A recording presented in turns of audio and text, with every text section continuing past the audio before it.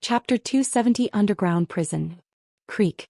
Mok Jae-eun unfolded the prison battlefield map scroll and then rolled it back into the bamboo case.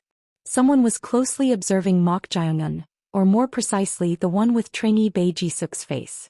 It was none other than Ju Won-hyang, who had been assigned to the Eternal Hell Prison. They hadn't reached the third underground floor yet, and he found it odd that he was unfolding the prison battlefield map. But Mok Jae-eun's expression bothered him. What is it? After looking at the map, his expression seemed somewhat unsettled. So Ju Won-hyang looked at the scroll case of the prison battlefield map hanging from his waist with a doubtful gaze. Was there something wrong with the map? He had doubts, but there was no way to confirm anything right away.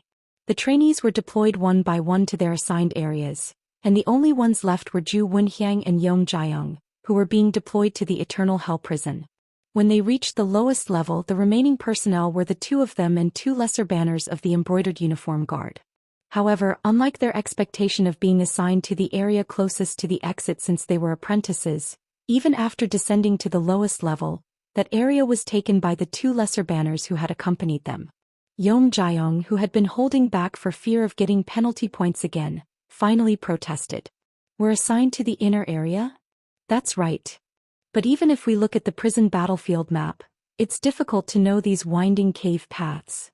So because you're scared, you want me to change the deployment since we need to distribute the meals as soon as possible?"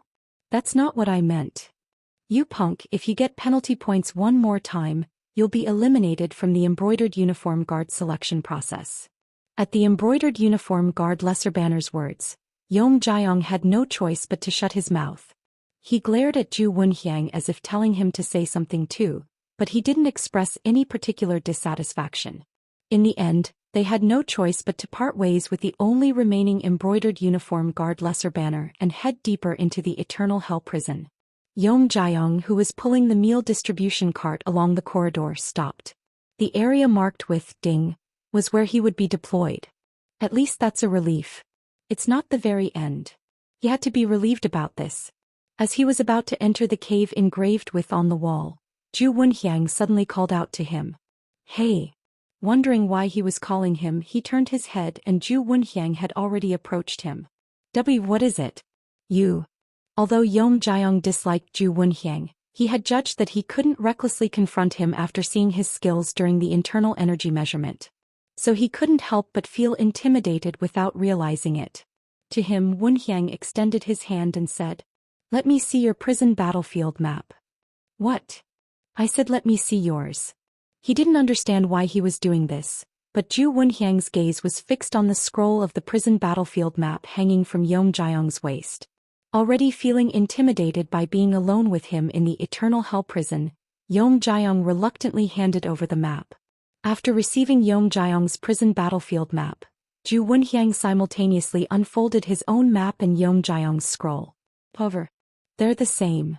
The maps were not different at all. Mok Jae-eun pulled the meal distribution cart and moved along the corridor. As he moved, Mok Jae-eun's mind was calculating the route to the Eternal Hell Prison. He had to consider the various mechanical devices and the prison guards deployed in the middle of the corridors since he was assigned to the opposite side of the passage leading underground. As he was pondering like that for a while, the prison where his first assigned prisoner was located came into view. A thick iron gate blocked the cave-like dugout area. "The smell is strong." He thought the stench would get worse as he went down to the lower floors, but the prisoners on the third floor of the prison were not being treated well as humans. They were defecating and urinating in that narrow prison and leaving it as it was. Ah! Mok Jae-eun covered his nose with his sleeve. It was nauseating because his sense of smell was more developed. It seemed they were changed from time to time, but judging by the accumulated amount and the dizzying stench, the interval seemed quite long. "It's inefficient." This method of confinement seemed suitable for causing long-term suffering, but it didn't particularly suit his taste. Rather than simply neglecting them to get used to it, wouldn't it be more efficient to clearly imprint the pain, even if for a short time, and cleanly kill them? Instead of wasting unnecessary manpower and space. Mok Jae-eun opened the meal distribution box. Clang. As soon as he did that, a prisoner with disheveled hair clung to the bars, extended his hand and wailed. "Food. Food." The eyes visible through the tangled hair were far from human. They were eyes that had become solely devoted to basic desires. Well, if one was locked up alone in such a dark and damp prison for a long time, it would be stranger not to go crazy. Oh ho! The prisoner grabbed the iron bars with his emaciated arms and extended his hand. Mok Jong-un stared intently at the prisoner and eventually handed over the rice ball from the distribution box. The prisoner snatched the rice ball and went inside, crouching in the corner and gobbling it up. He seemed to be afraid of it being taken away. Seeing this, the corners of Mok Jong-un's mouth twitched. He's close to a beast. This was quite interesting. It seemed that when humans were stripped of a layer, they became closer to their most primitive instincts. Eventually, Mok Jong-un scooped water with a square bucket and poured it into the trumpet-shaped hole next to the prison's iron bars. Glug glug. The water that flowed in was collected in a small hole dug inside the prison. They provide rice and water only once a day through meal distribution. They only supply enough to barely sustain their lives. I can see why the embroidered uniform guards of the fourth office are desperate to transfer to another department. It was an interesting sight that made humans closer to their essence, but for ordinary people working in such a place itself could be quite unpleasant. Mok Jong-un then moved to the next prison. After completing the second and third distributions, he pulled the cart for the fourth distribution deeper inside. The corridors were truly complex beyond words. It's a maze itself. If the shape were neat it would be understandable, but when it was so winding it was difficult to remember. The distance from one prison to another was quite far, and the corridors were designed like a maze to prevent any possible escape. Moreover, the intersections were made to look almost the same, so it was bound to be confusing. Well, I've memorized the entire map, so it doesn't matter. In Mok Jong-un's mind, these paths weren't seen as simple flat surfaces but as three-dimensional. Therefore there was no way he would get lost. As he was naturally pulling the cart towards the next prison, which was close to the passage leading underground, it happened. Thud. Clank. Thud. Arg. From a nearby place not far away, a strange sound was heard, followed by a scream. Mok Jong-un turned his head and looked in the direction where the sound came from. That place. The direction the sound came from was where the mechanical trap was triggered. Why was there a scream from there? But for some reason the screams continued as if in great pain. If it continued, it seemed that the prison guards, that is, the guards on standby and the embroidered uniform guard lesser banners might come. So, no choice. Schwip. Whoosh. Mok Jong-un blocked the spreading sound with his true energy and moved there. After going a short distance he found a place with numerous arrows stuck in the floor, indicating that a mechanical trap had been triggered. In front of it was someone with arrows piercing their entire body.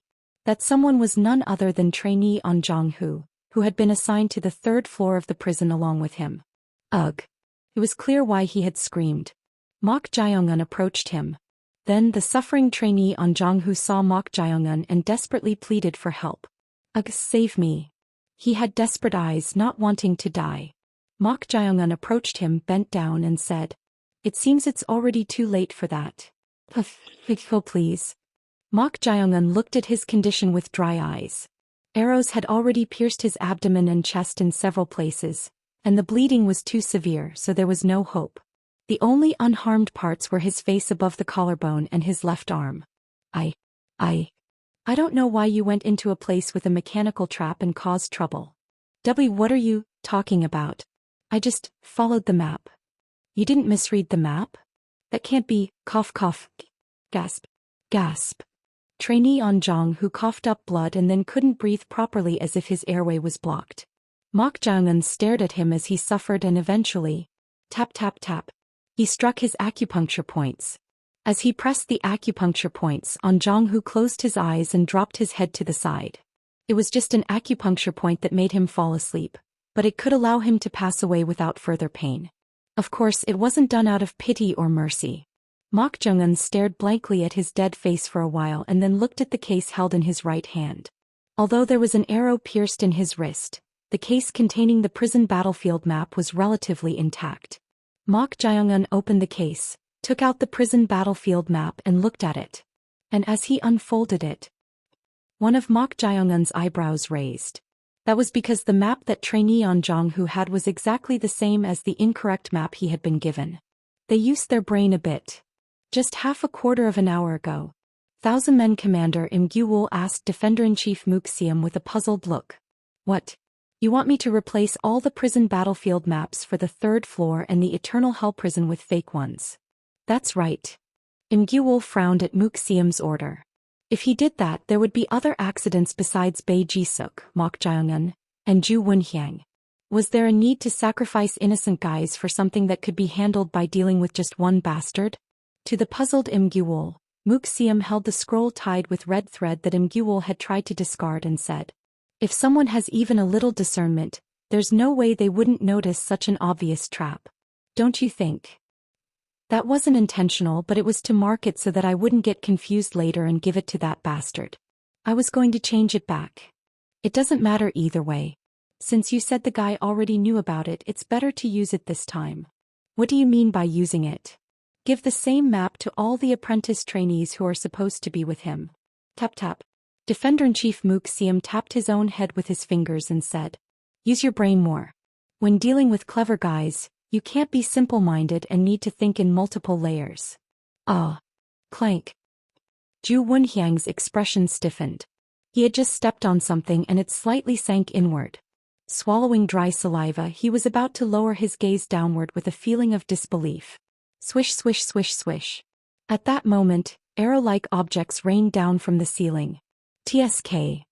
Ju Wunhyang, without even having time to think, rolled forward in a hurry while holding the torch. A rain of arrows covered the meal distribution cart where he had been standing. If he had been a little late, he would have been riddled with arrows like a porcupine. What? He had moved according to the map, so why was the mechanical trap here triggered? Something was strange. Yeom Jaeyoung's prison battlefield map and his own were identical. That meant there was no way they could have played a trick with the map, so why? Ah. Suddenly Ju Wunhyang furrowed his brows. Since the maps were the same, he had thought there was no way they could deceive him with the map. But if they had given the same map to other trainees with the intention of sacrificing them to target him? Creak. Clang. Huh. Ju Wunhyang suddenly bent his waist backward at the huge blade flying from the side of the wall. Clunk. It was at that very moment. The cave floor supporting him collapsed. Almost a 4-jang length opened up, so there was no way to do anything about it. Damn it.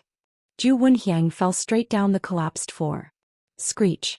After Ju Wunhyang fell, the mechanical trap operated in reverse again, and the open floor was raised back up as if nothing had happened. Thud thud. After a while, 2 people walked there. Those 2 were the embroidered uniform guard lesser banners who had come to the Eternal Hell prison with Ju Wunhyang and Yeom Jaeyoung. One of the embroidered uniform guard lesser banners looked at the place where only the meal distribution cart was left and said with a creepy smile, "One has been dealt with." Around the same time. 3rd floor of the underground prison. The 2 assigned embroidered uniform guard lesser banners arrived at the place where the mechanical trap had been triggered. There was a trainee lying there with arrows piercing his entire body. Judging by the absence of breathing or movement, he was definitely dead.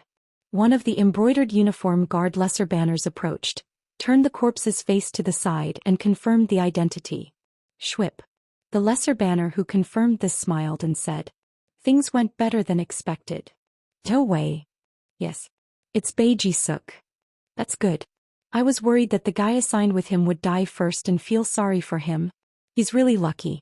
I'll go up and report to that person so you find that on Jong-Hu guy before he enters the mechanical trap. Got it.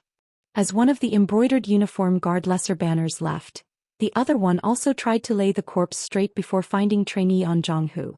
Then the embroidered uniform guard lesser banner hesitated and stared intently at the dead trainee Bei Jisuk. Since he was dead anyway, he grabbed the face without being careful and turned it, but it felt like the skin was slightly shifting. But it wasn't just a feeling. Slither. The skin shifted. No, not just the part he touched, but the entire skin shifted to the side and the face skin became a bizarre shape. What the hell is this? Schwip. At that moment, someone placed a hand on his shoulder. The startled embroidered uniform guard lesser banner tried to shake it off and launch his body forward to gain some distance. However, the force pressing down on his shoulder was so strong that, thud, he fell flat on the ground. As he lay there, perplexed, a voice reached his ear.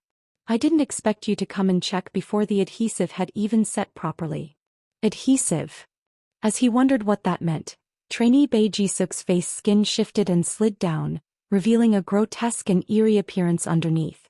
And To Wei, the embroidered uniform guard lesser banner, turned pale at the sight. The voice whispered to him. If you had just passed by, it would have been fine, but you're really unlucky. Dubu, who the hell are you? Grab. Before he could even finish his words, the owner of the voice grabbed the back of his neck and, thud, threw him straight towards the trap with the mechanical device. Without any time to react, thrown into the trap, the last thing he saw was trainee On Jong-Hu waving at him with a smile as if bidding farewell. Chapter 271, Underground Prison 3. This is properly done. Mok Jae-eun, who had peeled off the face of trainee On Jong-Hu to create a new human skin mask, nodded his head while looking down at the prison battlefield map. This prison battlefield map belonged to the chief banner of the embroidered uniform guards who died in the mechanism trap. The map appeared identical to the other intact ones Mok Jae-eun had seen before. Thus, he did not particularly need to worry about the accuracy of the map he had memorized.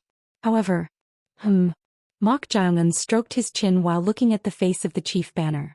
He had prevented the incoming volley of arrows from hitting the face, allowing it to also be used as a human skin mask. But soon Mok Jae-eun shook his head lightly. Time was short and he needed to hurry, so there was no point in further swapping faces. After all, they would soon notice something strange anyway. Let's just move the chief banner's corpse to a location with a different trap. That seemed more likely to both delay time and increase confusion. Somewhere on the lower level of Eternal Hell Prison battlefield.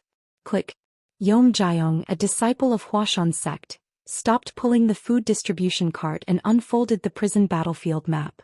As Yom Jae-young examined the map, he soon frowned. Strange. He was clearly moving according to the map but had arrived at a completely unfamiliar place. Originally, there should have been a passage on the right, but it was blocked and the left side was open. What was bizarre was that the path leading to the left was sloped and even more damp. Somehow it gave him an eerie feeling. Damn it. Can't a place like the renowned embroidered uniform guards even draw a proper map? He seemed to have lost his way. Yom Jae-young pondered whether he should turn back the way he came. However, having just finished one round of food distribution, if he returned like this, he might get scolded by the chief banner who had come as his supervisor. Will he give me demerits? That would be troublesome. In the end, Yom Jae-young, after some deliberation, pulled the food cart and entered the left passage. If the map was drawn incorrectly, this was the only path anyway. He continued pulling the cart for quite a while. Whoosh. What? There's wind coming from inside. The torch in his hand flickered. There shouldn't be any wind blowing in such a deep underground cave. Maybe that's why it felt disconcerting. Could it be that he had taken the wrong path? Just then a strange sound reached his ears. Screech. Screech. Sounded like something was being scratched. Came from deeper inside the cave. What could that sound be? Maybe a prisoner inside the cell was scratching the wall? As the puzzled trainee Yom Jae-young pulled the cart forward, he saw a red line drawn on the cave floor. What is this? Among the many colors, seeing it drawn in red made it look like blood, giving him an eerie feeling. At that moment, the scratching sound came from inside once again. Judging by how much louder the sound was, it seemed to be getting quite close. Flicker.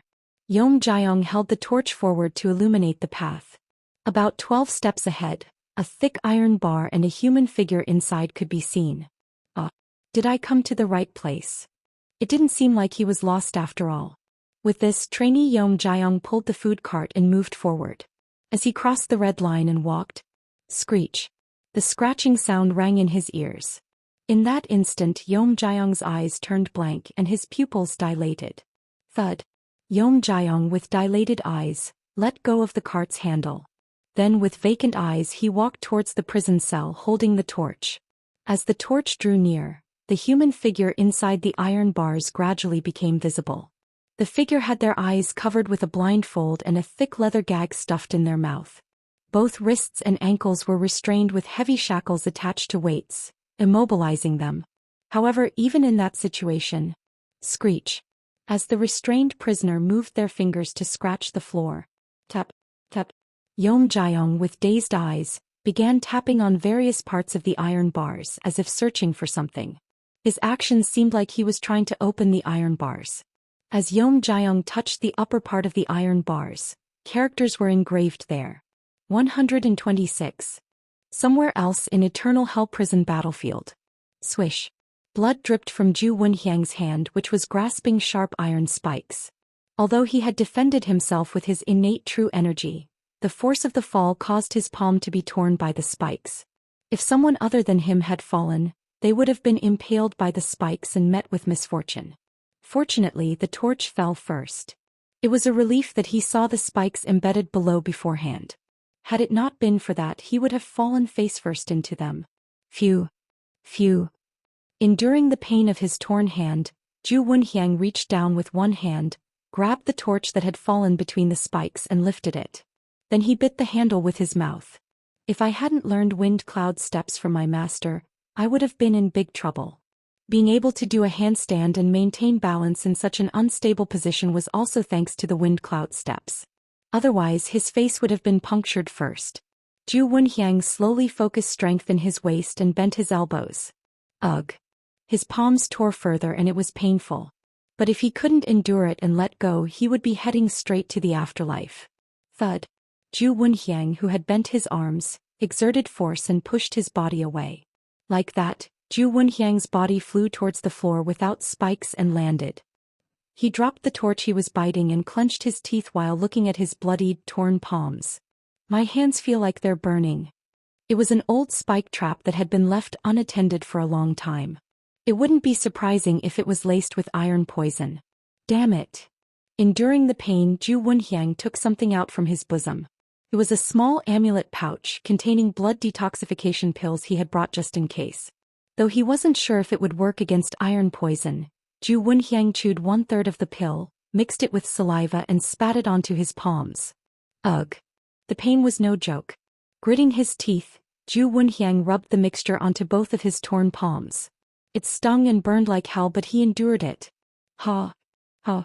Fuck. A curse slipped out involuntarily. Zhu Wenxiang, breathing heavily, chewed another 1/3 of the blood detoxification pill and swallowed it. He saved the remaining 1/3 in the amulet pouch just in case. Rip.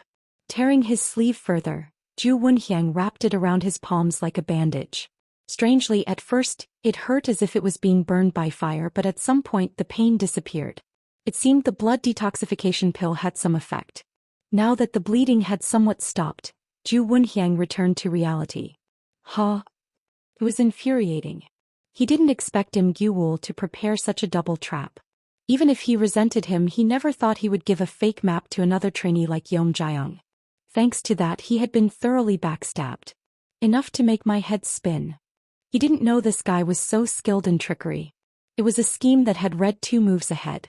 That punk Yom Jiang must have also suffered a mishap. If he had moved according to that incorrect map, he would be in danger as well. But what mattered right now was not that guy. It was himself. Can I climb back up? Zhu Wenxiang looked up while holding the torch. To crawl back up there and break through the blocked ceiling again, he would have to retrace his steps back to the original path he came from. However, it was quite high to do so. He would have to remove all those spikes and then cling to the smooth wall and climb up for a long time. If there's a mechanism trap, it'll be even worse. Just in case, Zhu Wenxiang picked up a stone from the floor where there were no spikes and threw it to test. Then from the walls surrounding the spiked area, more spikes protruded. Thud thud thud thud thud. This is crazy. If he hadn't tested it, the moment he clung to the wall, he would have been skewered. All he had was his body and this torch. If only he had a hidden weapon, he could try something, but to enter the prison battlefield he had to go in empty-handed. What should I do? A sigh escaped involuntarily. Since he didn't know when and where a mechanism trap would activate, it seemed dangerous to move recklessly. However, he couldn't stay here forever either. Should I just hold out? That was also an option. Even though Im Gyuwul had set a trap, he wasn't a 1,000-men commander named Mak Myongbo. As the person in charge, if the trainees who went in as apprentices didn't return, he would conduct a search to find them. Until then, I could endure in this place without mechanism traps.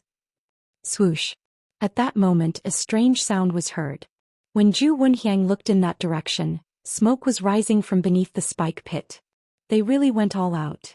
Seeing this, Zhu Wenxiang clicked his tongue as if fed up. He didn't know what the smoke was, but there was a high probability it was poison. Even with the blood detoxification pill, Prolonged direct exposure wouldn't be good. Damn it. Zhu Wenxiang gathered as many stones as he could from the floor and ran towards the open passage before the smoke could reach her. Tap. Thud thud thud thud. The mechanism traps were triggered once every 2 or 3 times he threw a stone. With the traps viciously protruding, Zhu Wenxiang couldn't let his guard down for a moment. Whoever built Eternal Hell Prison Battlefield, they really did a great job. Escaping from here seemed like a distant possibility. Without a torch, it would be complete darkness itself, so how could one get out of here? The mechanism traps appeared every 20 steps or so, driving him crazy. Attempting to escape is certain death. After running for a while, triggering the mechanism traps along the way, Zhu Wenxiang stopped. He had already used up all the stones he had gathered. From here he couldn't move recklessly. Zhu Wenxiang took off his outer clothing, tore it, and then twisted it to make a rope-like string. He took off his shoes, wrapped the string around them and tied it. The length was less than 2 jang, but it seemed sufficient. Thud. Zhu Wenxiang threw the shoe with the string attached forward. Then he slowly pulled the shoe back. At a certain point, the distinct sound of a mechanism activating was heard, and numerous crossbow bolts shot out from the walls, piercing the opposite wall. Done. Zhu Wenxiang pulled the shoe back. A few bolts were stuck in the shoe, but he could remove them and use it again. In this manner, Zhu Wenxiang slowly moved forward, activating the mechanism traps and finding safe footholds. As he struggled to move like this, Zhu Wenxiang thought, even for me with a lot of experience it's like this, so Yom Jiang and Bai Jisuk. No, that punk must also be struggling, stuck in a mechanism trap. He almost fell forward. Now was not the time to worry about others. The urgent priority was to safely escape from here. At the entrance leading to the inner part of Eternal Hell Prison Battlefield, Mok Jiangun, wearing the face of trainee on Zhonghu, looked around and thought. For Mok Jiangun, who had memorized the map and could visualize it 3-dimensionally in his mind, it was clear where he needed to go. Thus he easily descended to this point while avoiding all the mechanism traps and guard posts on the 3rd floor of the underground prison. However, there was one problem at this fork in the road. To pass through the middle passage safely without mechanism traps, he would have to pass by one of the 8 guard posts in Eternal Hell Prison Battlefield. Dealing with them was not a difficult task. However, he had heard that each guard post had something to deal with enemy infiltration or escape attempts, so it seemed best to avoid carelessly disturbing them. With this in mind, Mok Jiangun moved his steps towards the left passage. No choice. It seemed he would have to pass through one area with mechanism traps. Once he got past here, he would be closer to cell number 130, where Holy Fire Priestess was imprisoned. It was a bit troublesome, but it wasn't impossible for him to pass through one mechanism trap. Like that, Mok Jiangun entered the left passage, suppressing his presence. It was when he had taken a few steps after entering the passage. Click. Clank clank clank. The floor sank inward and soon mechanical sounds could be heard from inside the walls.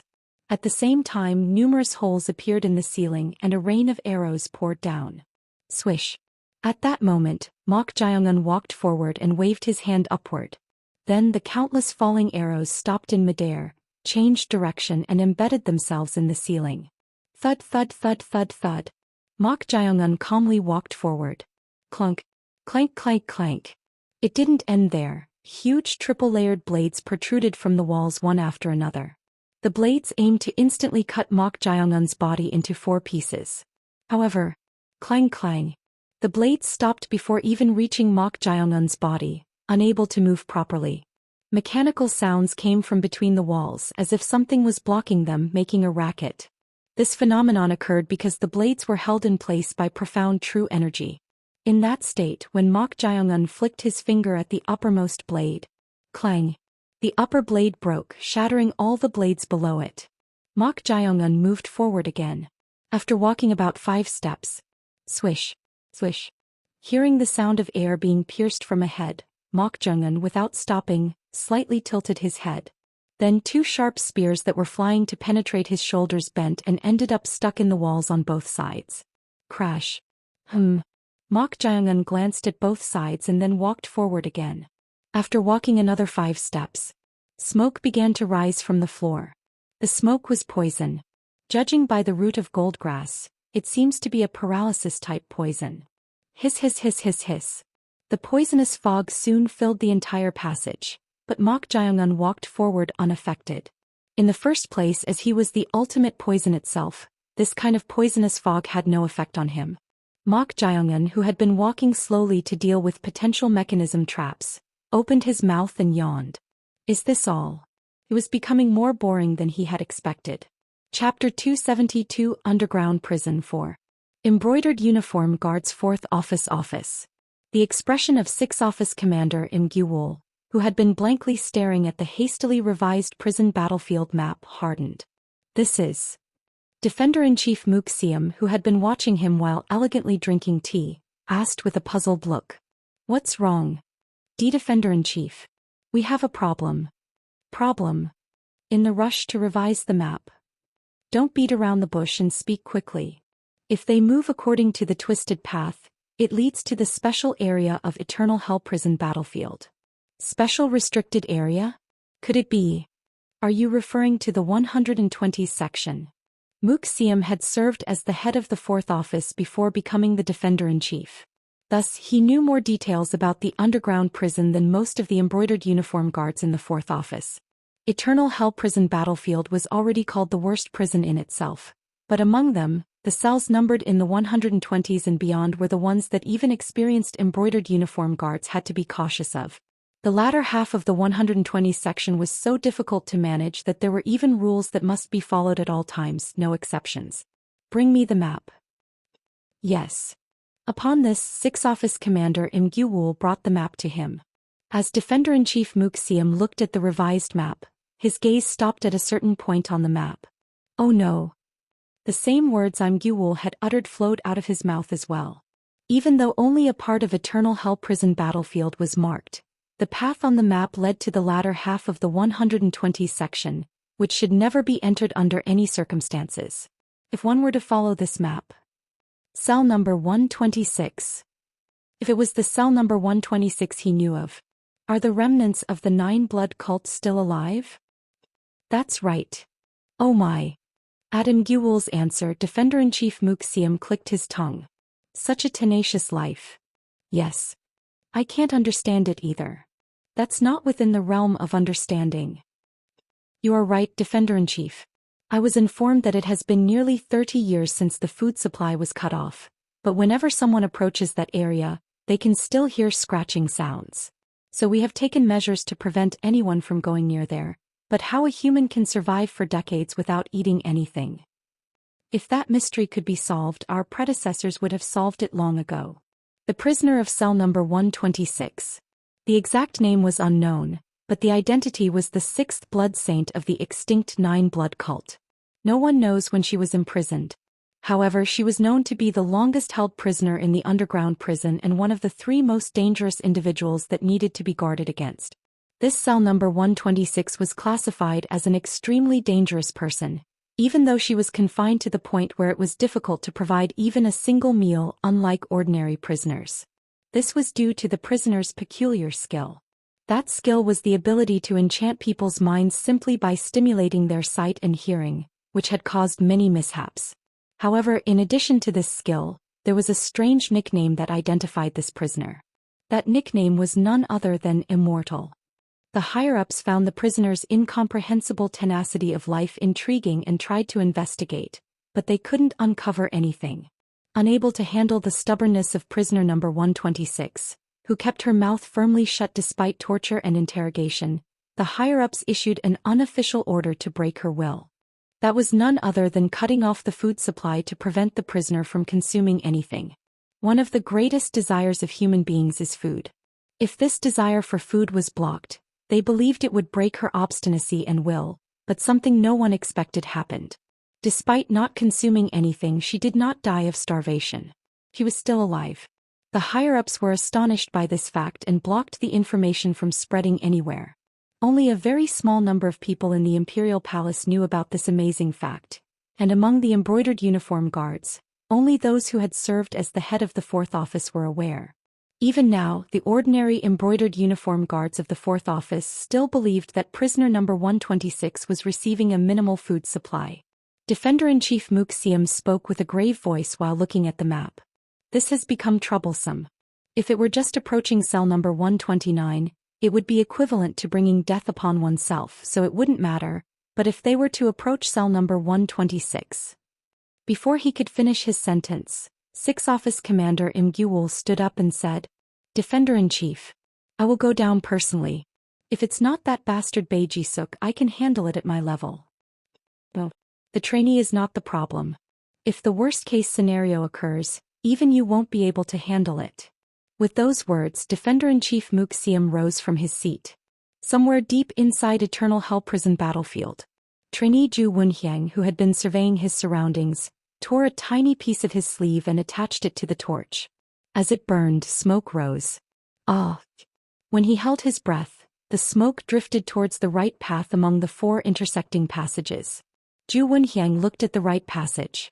The direction the smoke flowed seemed to have the most possibility, so he moved in that direction. As he walked, his shoes became completely tattered and he had to take off his other shoe as well.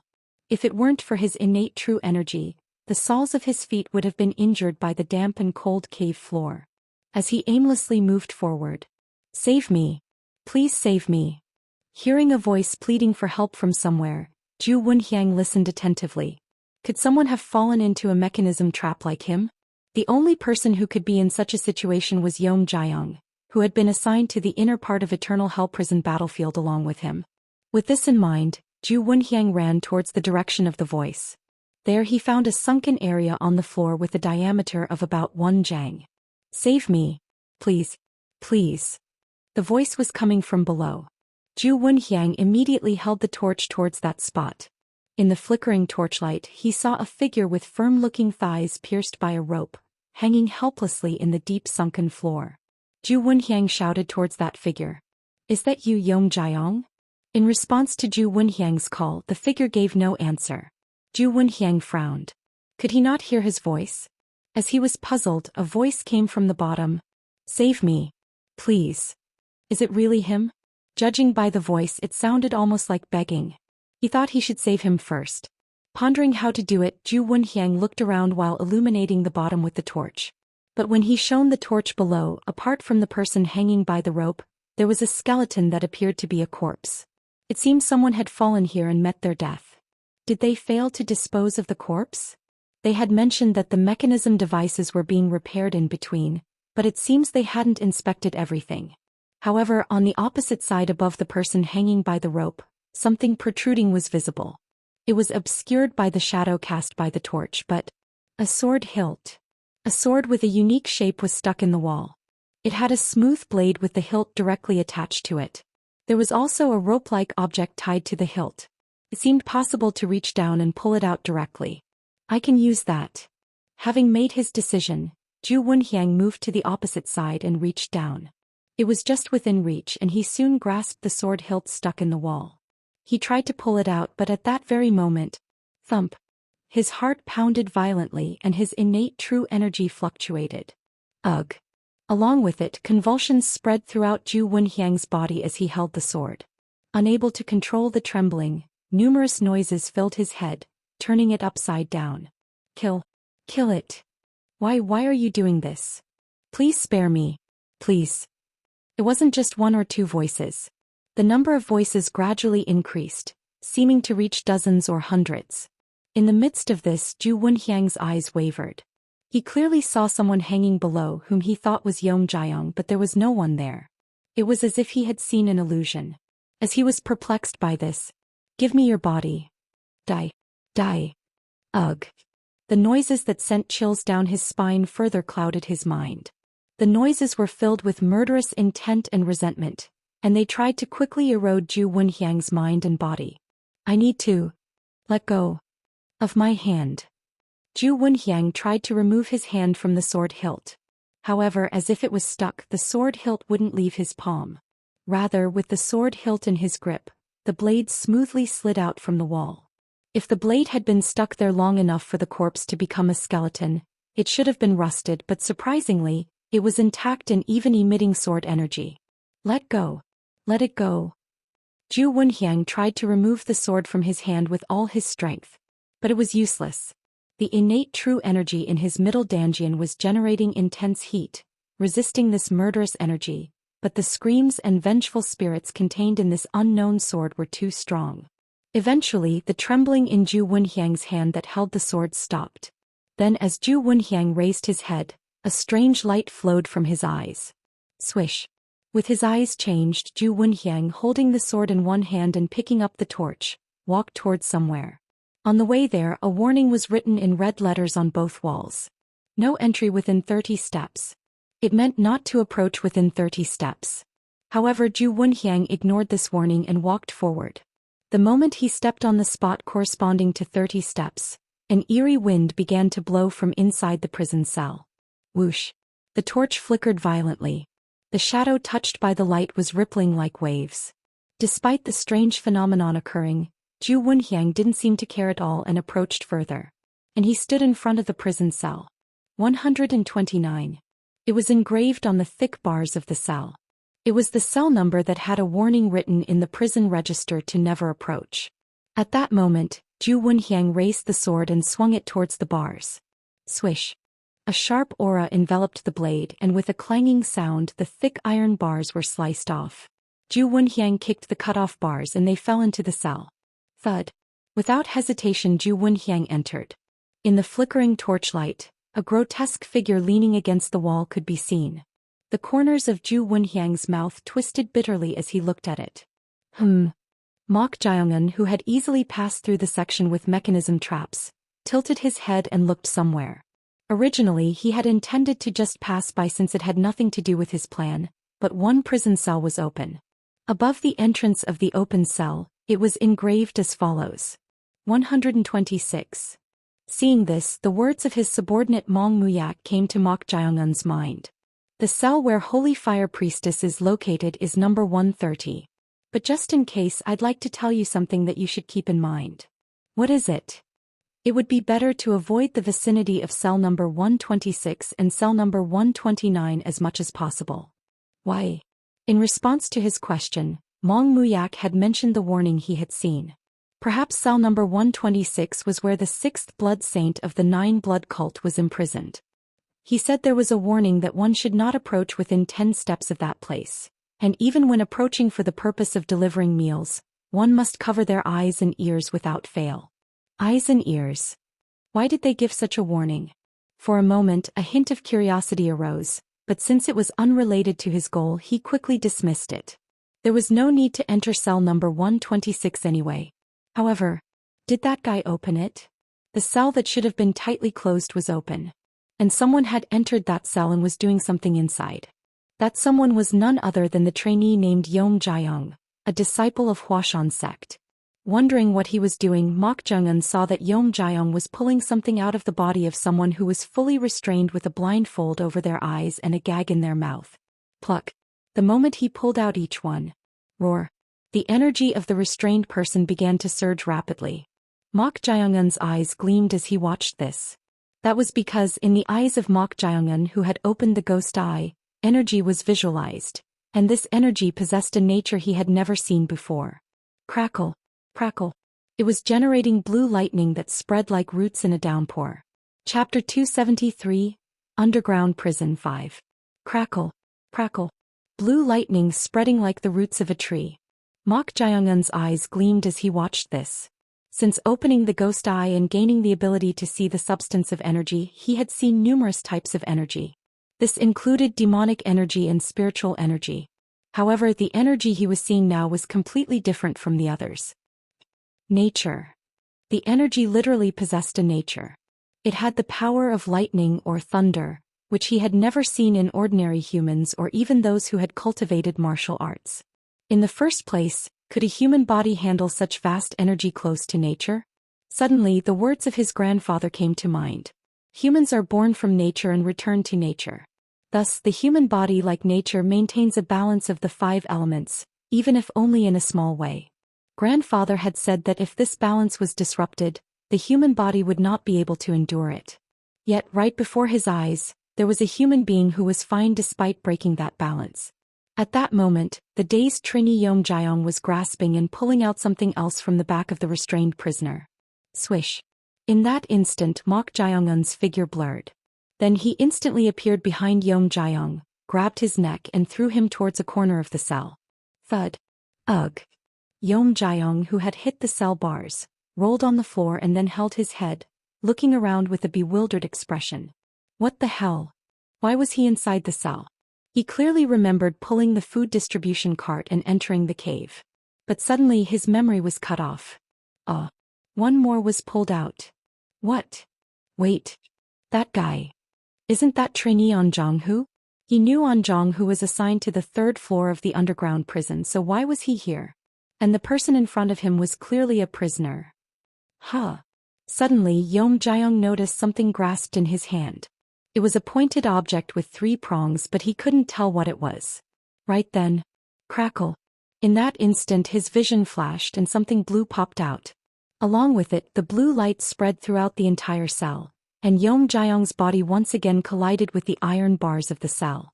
Crackle crackle crackle. KKKKK. Convulsions spread throughout his body, and Yeom Jae-young let out a bizarre scream. Then blood flowed from his eyes and nose and he fainted on the spot. Faint smoke rose from his unconscious body. On the opposite side, Mok Jae-young had one hand extended forward. Crackle. Blue streaks of lightning flashed in a root-like shape from his extended hand. It was the power of thunder. Mok Jae-young smirked while looking at his palm where the thunder power was sparking. Suddenly, the power of thunder had spread from the body of the restrained prisoner, and the energy was no ordinary matter. Tingling. His own energy, which had blocked the thunder power, had momentarily stopped as if paralyzed. However, it didn't last long. Does it suppress the energy that activates the thunder power? Mok Jae-young immediately grasped the characteristic of this thunder power. The moment the energy is suppressed by the lightning, proper energy circulation doesn't occur. This could be extremely effective against martial artists who manipulate internal energy. However, the fortunate thing was that his own energy was on a different level from the ordinary. The energy of the dead or death energy had the nature of dispersing energy, so it seemed to be temporarily affected by the lightning but quickly overcame it. Clang. At that moment, the fully restrained prisoner rose from their position. As they straightened their body, lightning continuously flowed from the shackles on their wrists and ankles, emitting blue sparks. Crackle crackle. Seeing this, Mok Jae-young realized that the prisoner was trying to break free from the restraints. Watching this, Mok Jae-young stroked his chin. At first he had intended to dispose of them, thinking they might interfere with his business. But was there a need for that? Come to think of it, if this prisoner caused a commotion trying to escape, it would actually be more helpful by diverting attention. A useful pawn. Mok Jae-young, with a smirk on his lips, grasped his sword fingers.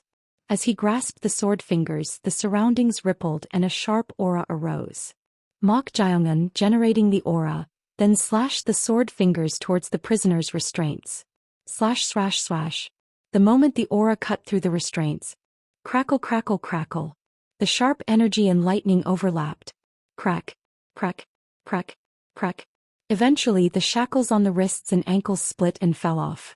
As the restraints were removed, the prisoner, who had been forced to stand bent due to the weights attached, straightened their posture. Was it a woman? Due to the shaggy hair, blindfold and gag, the gender was unclear, but the prisoner was a woman. And her physique was more petite than expected. Crack. As she moved her neck, the sound of muscles loosening could be heard, indicating her body was stiff. The prisoner then removed the blindfold and spat out the gag that was in her mouth. Tui. After spitting out the gag, the prisoner brushed her long hair back, revealing her face. She looked rather disheveled from being imprisoned for a long time, but she had a very mature and beautiful appearance. Judging by her appearance alone, she looked no older than her mid-20s. Young. Mok Jae-young's eyes gleamed with interest. According to his subordinate Mong Muyak, if she was from the Nine Blood cult, she should be a very old monster. But no matter how he looked at her, she was young. As he was puzzled by this, the woman frowned while looking at the torch that had fallen on the floor. It seemed her eyes were sensitive from not seeing light for a long time. However, oh ho! It didn't take long for her to adapt to the torchlight. It could be seen from the stabilization of her pupils' movement. Having adapted to the light, she then looked at her own palm that had been freed from the restraints. Then she suddenly burst into laughter. Ha ha ha ha. She laughed like a madwoman, but she seemed genuinely delighted. After laughing for a while, she snapped off her extremely long fingernails. Snap, snap. Just looking at those long curled nails gave a sense of how long she had been imprisoned here. As she broke off her elongated fingernails and toenails, Mok Jae-eun said, "It seems you've been imprisoned for a long time. I hope you can safely escape from here." There was no need for him to engage in conversation with her anyway. He just hoped she would cause as much commotion as possible. That way all the attention would be focused on this woman. With that thought, Mok Jae-eun tried to leave the cell.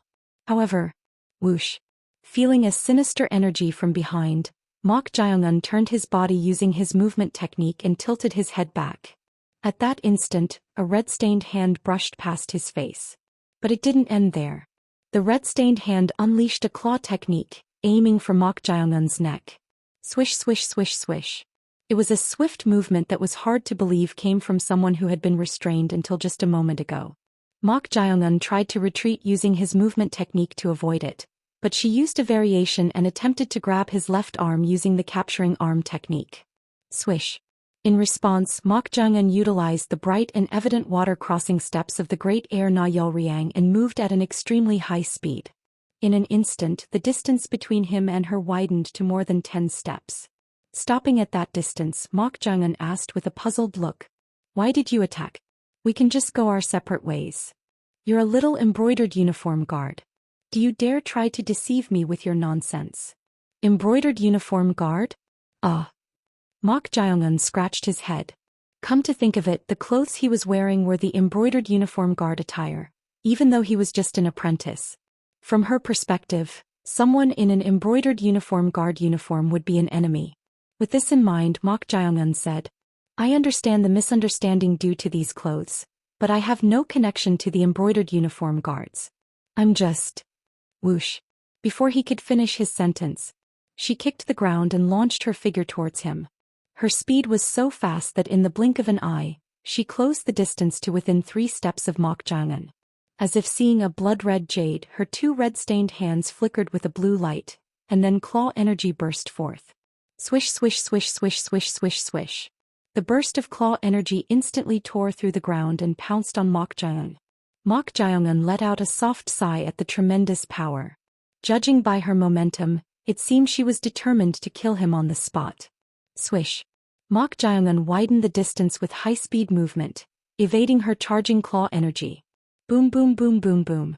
The power was so strong that the floor where the claw energy had slashed was deeply gouged, leaving huge claw marks. Rumble, rumble. Even the cave passage trembled. Being deep underground, it seemed vulnerable to impacts. However, as if not caring about the trembling of the cave passage at all, she charged forward with a terrifying momentum, her red-stained hands infused with claw energy. Whoosh.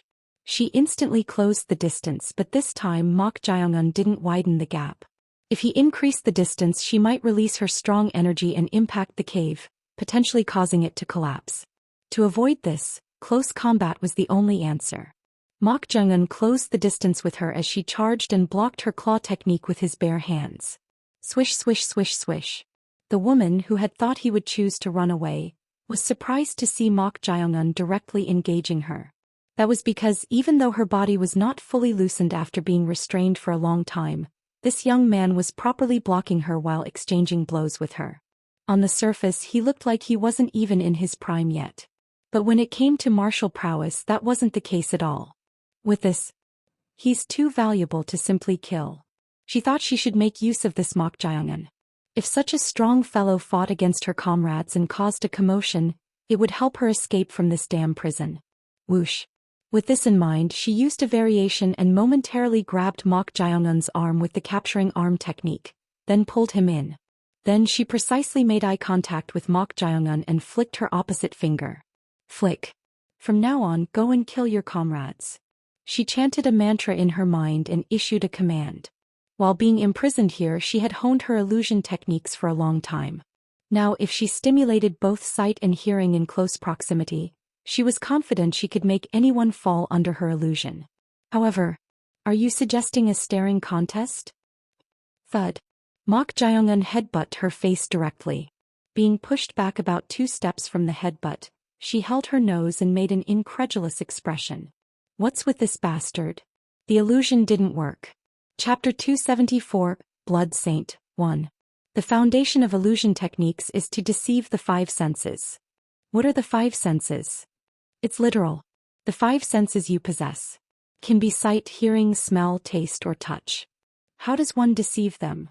Humans can unconsciously recall sensations they have experienced before. What does that mean? For example, when you think of sour food, your mouth automatically waters. What do you think is the reason for that? That is the unconscious recollection of sensations. Then, if illusion techniques deceive this, it makes people unconsciously recall a situation and accept it as natural. She had learned everything about illusion techniques from her master. Except for her master and the one who had taught them this secret art, she was confident that no one could surpass her in this field. Holding her nose, she looked at Mok Jae-eun with an incomprehensible gaze. Why didn't it work? Illusion techniques that drive one to extreme self-harm are very difficult because the body or mind unconsciously and strongly rejects them. However, temporarily turning hostility like this was surprisingly easy. It was because one only needed to unconsciously select the target of hostility. But this guy, the illusion technique itself didn't work on him. That can't be. Of course, illusion techniques were not absolute. If the opponent had reached the peak of enlightenment and completely transcended, or if their mental strength was even stronger than hers, it might not work. However, after exchanging blows, it didn't seem like the former, and the latter was even more impossible. After being imprisoned in the underground prison, she had lost track of the years, but even before that she had already surpassed 160 years. Not only her age but also her mental strength, which had not succumbed despite enduring torture and not consuming food for a long time, could not be surpassed by this young lad. Is it a mistake? Just in case, she stared intently at Mok Jae-eun while inwardly chanting mantras and flicking her finger. Flick. From now on, go and kill your comrades. What are you doing? She was dumbfounded. The illusion technique really didn't work. For her, who could make someone fall under an illusion even with just a sound made by her hand while covering their eyes and mouth, this situation was beyond comprehension. To her, Mok Jae-eun said, I don't know what you were trying to do, but how about ending it here? If I were really an embroidered uniform guard, I would have tried to stop you somehow. Instead, I helped you get released, but attacking me like this doesn't seem like proper etiquette towards a benefactor. Nonsense. It's not nonsense. Do you think I would believe your words? There's no reason not to believe me, is there? No reason not to believe? There are more than enough reasons. You people have used all sorts of methods to get what you wanted from me. Interrogations, torture, all kinds of persuasion tactics. But when I refused to speak, you went even further and cut off my food supply, starving me for dozens of years. Dozens of years. Mok Jae-eun frowned. Did she just say with her own mouth that she had been starving for decades? Was her mind wandering? How could she have survived starving for decades, not just a few days? If a human starved for even a few days, they would become haggard, and if it continued for a long time, they would lose weight and become emaciated. However, there was none of that in her appearance. As he was puzzled, she spoke. You deliberately released me as if it were a mistake, giving me hope and then trying to subdue me again to break my will. I'll make you realize that this is your foolish mistake. Roar. As soon as those words ended, energy surged from her. Her true energy was so strong that even wind pressure was generated. Seeing this, Mok Jae-eun sighed. He had thought she was a pawn he could use appropriately, but perhaps because she had been imprisoned for a long time, her mind seemed to be wandering and she couldn't trust anyone at all. Does she consider this situation itself a trap? If that was the case, no matter what he said, it wouldn't get through to her. Mok Jae-eun looked at her as if he was annoyed. He needed to hurry, but he was being held back at an absurd point. Mok Jae-eun then looked at her with a sharp gaze. Then he muttered softly, There's no other choice. It seemed better to just kill her as quickly as possible. With this in mind, Mok Jae-eun was about to assume a martial stance when he felt a presence behind him and turned his head. Looking back, he saw an embroidered uniform guard Chief Banner standing with a perplexed expression. The impact from her claw energy had been so great that it shook the cave passage, so it would have been strange if he hadn't come here. Oh damn it. The embroidered uniform guard Chief Banner was greatly startled by the sight of the escaped prisoner. Right then, flick. The sound of a finger flicking was heard. At that moment, the embroidered uniform guard Chief Banner's eyes suddenly lost focus. Then he shouted at Mok Jae-un and charged at him. Die. Huh. When the person who had been perplexed upon seeing the escaped prisoner suddenly displayed killing intent towards him, Mok Jae-un couldn't hide his confusion. However, the martial prowess of the embroidered uniform guard Chief Banner was only at the beginning of the peak realm. Naturally, there was no way he could be a match for Mok Jae-un. Swish. After easily dodging his saber that aimed to cut his neck. Thud. He struck down on the Chief Banner's wrist, causing him to drop his saber. As the saber fell before it even touched the ground, he kicked the hilt towards her. Swish. The saber rushed towards her forehead as if to pierce it. Humph. As she swiftly turned her head to the side, the saber blade collided with her long hair infused with true energy and ended up stuck in the wall. Thud. But it didn't end there. Ugh. The embroidered uniform guard Chief Banner, who had fallen under her illusion, flew towards her. Huh. In an instant she frowned. Then she unleashed her claw energy towards the flying embroidered uniform guard Chief Banner, tearing his entire body into pieces. Swish swish swish swish swish. As his body was divided into dozens of pieces, blood splattered everywhere. But in the midst of that, someone passed through and thrust their sword fingers towards her neck. It was none other than Mok Jae-un. Thud. Caught off guard by the unexpected attack, her left shoulder was pierced by the aura infused in his sword fingers. This bastard. Her eyes gleamed with interest. He threw his own comrade to obscure her vision and then attacked through that gap? What the hell was he doing?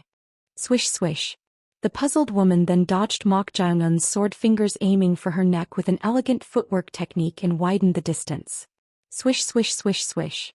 While widening the distance, the pierced area on her shoulder sizzled and the blood stopped flowing. Noticing this, Mok Jae-un's eyes narrowed. The wound. The healing speed surpassed human limits.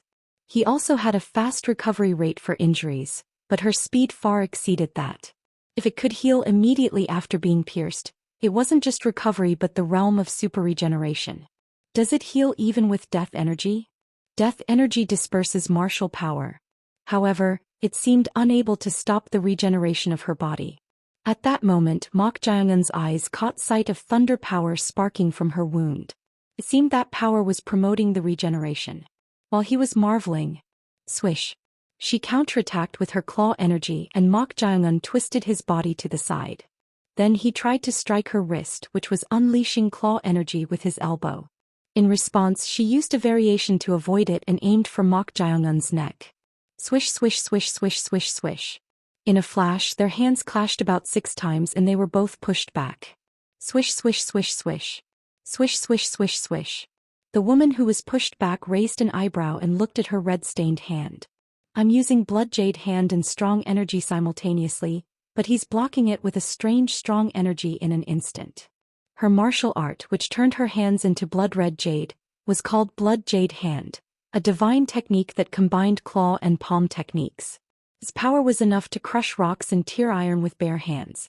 If strong energy was added to the Blood Jade Hand, it wouldn't be an exaggeration to say that it was difficult to find an equal match in close combat. However, the fierce feeling strong energy unleashed in an instant was blocking it. The power was completely different from ordinary strong energy. Who the hell is this bastard? On the surface, he didn't even look to be in his prime. Even if her body wasn't fully loosened and she wasn't exerting her full strength, it was unbelievable that a young lad who hadn't even lived for 20 years could almost match her. She thought she could easily subdue him, but it seemed difficult to do so without going all out. Inwardly clicking her tongue, she opened her mouth. You're no ordinary fellow. That's what I'd like to say to you. Mok Jae-un was also inwardly amazed by her martial prowess. It was doubtful whether she had really been imprisoned in the underground prison for a long time, considering how agile and lively her movements were. Moreover, her internal energy and martial power were beyond imagination. It flowed endlessly like an inexhaustible spring, making him wonder how they had managed to confine such a monstrous woman. According to Chong Ryong, in terms of martial power, he was infinitely close to the profound realm. Except for the 6 heavens who were at the current peak, there were hardly any in the martial arts world who could match him, aside from the 8 stars who were called the greatest masters of the era. However, it seemed he had encountered such a person quite quickly. Was it the Nine Blood cult? Come to think of it, both Mong Muyak and Chong Ryong had mentioned that during the era of the old martial arts world, the level of martial prowess of the masters was even higher than now. Looking at this woman, it certainly seemed that way. I'll have to go all out. Mok Jae-eun had been controlling his martial power to the maximum extent possible due to the deep underground cave. So he had only unleashed demonic energy in the instant of clashing. However, that level seemed insufficient to deal with this woman. With this, Mok Jae-eun released the control he had been maintaining and circulated demonic energy throughout his entire body. Then, roar. A sinister black energy flowed out from Mok Jae-eun. Seeing this, wariness appeared in her eyes. Look at this bastard. She had thought he was quite skilled, but if he exerted his full strength, she believed she could kill him within about 30 moves. However, when Mok Jae-eun revealed his demonic energy, her thoughts changed. Even if she went all out, it wasn't a level where she could settle the match within 30 moves. I'll have to be a bit more serious. Crackle, crackle, crackle, crackle. At that moment, blue sparks erupted from her entire body, and lightning enveloped her. The moment she revealed the thunder power she had been concealing, Mok Jae-eun made the first move. He intended to settle the match before she could fully demonstrate her abilities. Tap tap. Mok Jae-eun tapped the ground twice, and with a gust of wind, his figure split into two and charged towards her. This was the wind god steps he had stolen and learned from the thousand-men commander of the embroidered uniform guards, Ma Ara-hyun. However, seeing Mok Jae-eun's mysterious lightness skill that split his figure into two, her eyes widened. Teach this is?